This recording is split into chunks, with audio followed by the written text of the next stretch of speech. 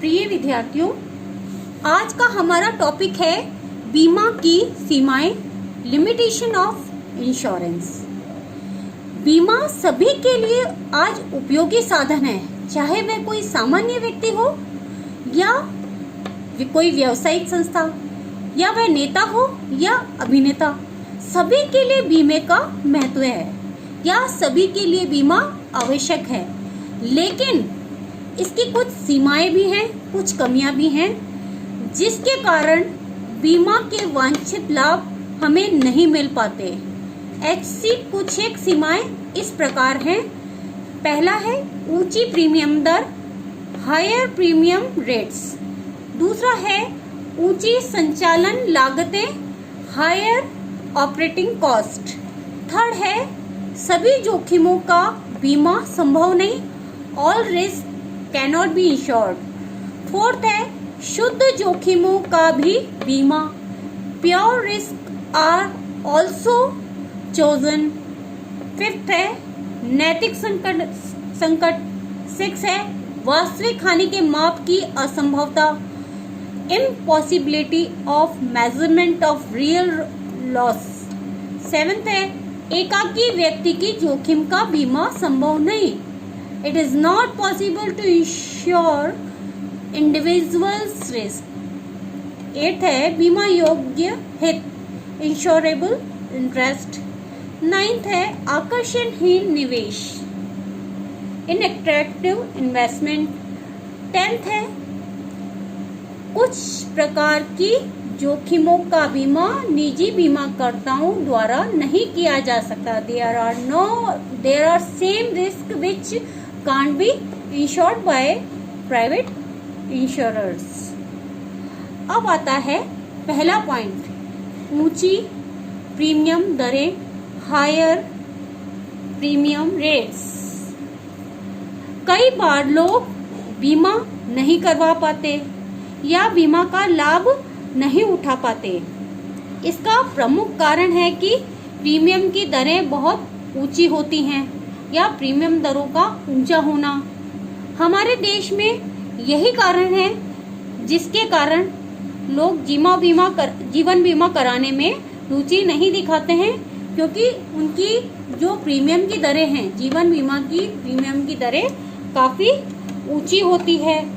इस लोगों की औसत आयु ज्यादा होने के बाद भी या बढ़ने के बावजूद भी बीमा प्रीमियम की दरों में पिछले 2 दशकों में कोई कमी नहीं आई है। वाहन बीमा भी लोग कानूनी आवश्यकताओं की पूर्ति के लिए ही करवाते हैं।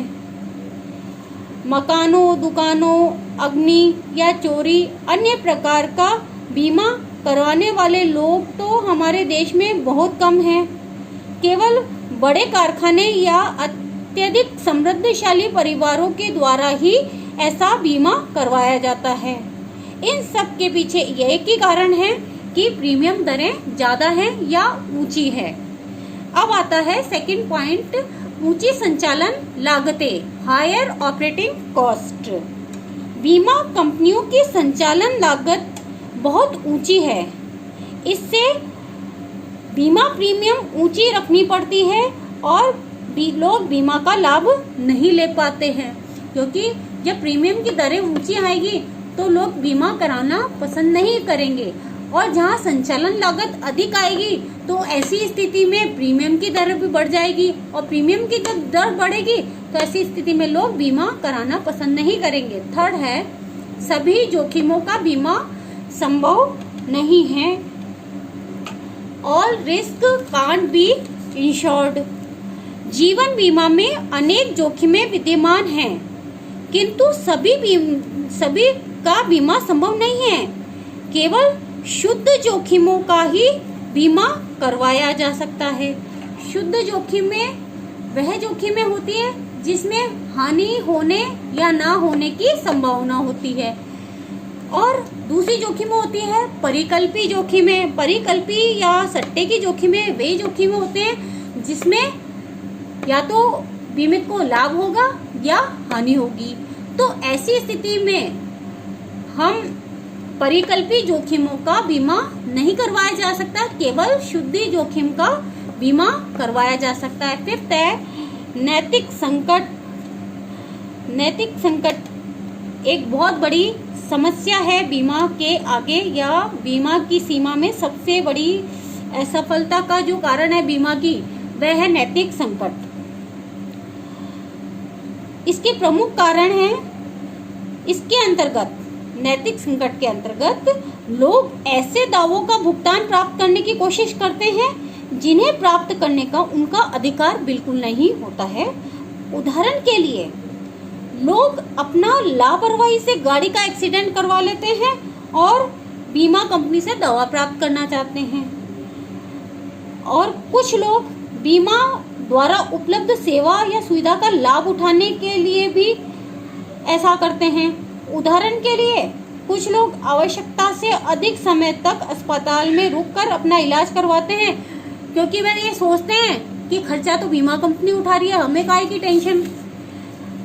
कुछ लोग बीमाकृत वस्तु का लापरवाही से उपयोग करते हैं और उसकी सुरक्षा का ध्यान नहीं रखते, क्योंकि वह उनके मन में एक ही बात होती है कि खर्चा हमारे को उठाना नहीं है, कंपनी उठाएगी, बीमा कंपनी उठाएगी, तो वह उसका लापरवाही से बीमित वस्तु का उपयोग करते हैं। तो ये नैतिक संकट भी बीमा कंपनी के लिए या बीमा की सीमाओं में बहुत बड़ा कारण है।